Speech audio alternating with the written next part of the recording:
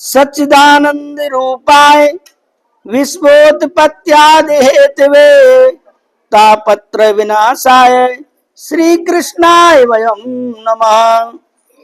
श्री सत्यनारायण व्रत कथायाम एक समय नैमिषारण्य तीर्थ में शौनकादि 88,000 ऋषियों ने श्री सूत जी से पूछा, हे प्रभु, इस घोर कलयुग में वेद विद्यारत मनुष्यों को प्रभु भक्ति किस प्रकार मिलेगी तथा उनका उद्धार कैसे होगा। इसीलिए हे मुनि श्रेष्ठ, कोई ऐसा तप कहिए, बताइए जिससे थोड़े समय में पुण्य प्राप्त हो तथा मनोवांछित फल मिले। उस कथा को सुनने की हमारी बड़ी हार्दिक इच्छा है। सर्वशास्त्र ज्ञाता श्री सूत जी बोले, हे वैष्णव, मैं पूजा आप सबने सर्व प्राणियों के हित की बात पूछी है। अब मैं उस श्रेष्ठ व्रत को आप लोगों से कहूंगा जिस व्रत को नारद जी ने लक्ष्मी नारायण से पूछा था और श्री लक्ष्मीपति ने मुनि से नारद जी से कहा था, सो ध्यान से सुने।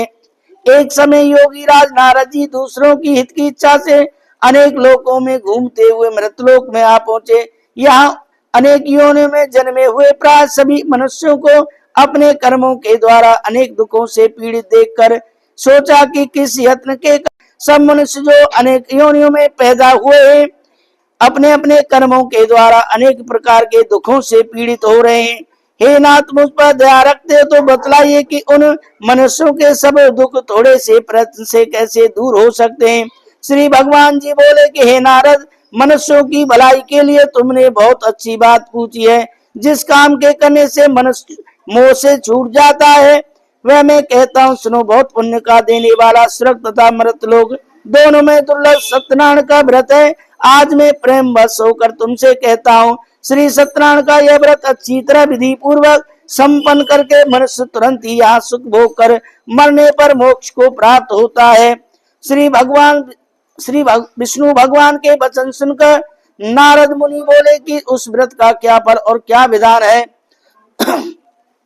किसने यह व्रत किया है और किसने यह व्रत करना चाहिए। हे भगवान, इसको विस्तार से बताएं। भगवान बोले कि हे नारद, दुख शोक आदि को दूर करने वाला, धन को बढ़ाने वाला, सौभाग्य तथा संतान को देने वाला, यह व्रत सब स्थानों पर विजयी दिलाने वाला, भक्ति और श्रद्धा के साथ किसी भी दिन संध्या के समय श्री सत्यनारायण जी का, शाम के समय ब्राह्मण और बंधुओं के साथ धर्म परायण होकर पूजा करे। भक्ति भाव से निवेद्य प्रसाद केले का फल, घी दूध गेहूं का चूरमा, सवाया ले गेहूं के अभाव में साटी का चूर्ण, शक्कर के अभाव में गुड़ ले और श्रद्धा भाव से भगवान को अर्पण करे तथा बंधुओं सहित ब्राह्मणों को भोजन कराए। तत्पश्चात स्वयं भोजन करे।